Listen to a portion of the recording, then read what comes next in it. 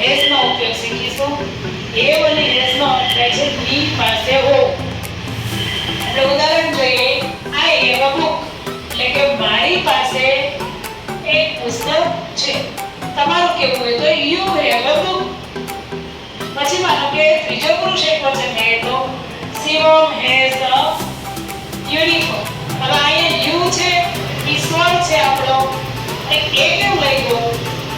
તો આ એક અપવાદ શબ્દ છે, એનો ઉચ્ચાર છે યુનિફોર્મ થાય છે. આપણા જે સ્વર છે અ આ ઈ ઓ એમાંથી આવતો નથી, એટલા માટે યુનિફોર્મ ની આગળ એ આર્ટિકલ હશે. જેમ કે બીજા અપવાદ રૂપ કહે છે he is an MBBS, it is an ST bus.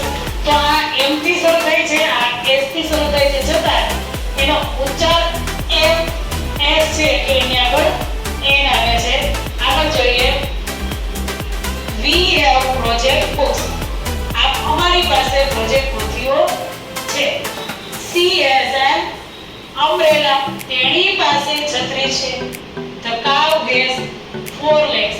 હવે ઈટ વાળો લીધું છે, કાવ ની આગળ 10 કામ લાગ્યો તો બધી જ ગાયોની વાત આવે છે, એટલે ગાયનો આખો સમૂહ થઈ ગયો કાવનો, એટલે આર્ટિકલ ધ લીધો છે.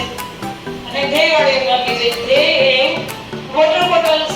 તેઓ પાસે પાણીની બોટલો છે. તો આ હેવ અને હેઝ છે ઈ કોઈ પણ વ્યક્તિની માલિકી દર્શાવવા માટે, એની પાસે હોવું એવું દર્શાવવા માટે એનો ઉપયોગ થાય છે.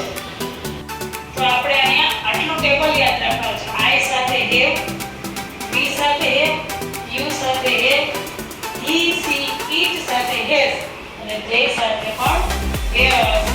એટલે માત્ર ત્રીજો પુરુષ એકવચન છે એની પાસે હેઝ લાગશે, બાકી બધા પાસે હેવ લાગશે.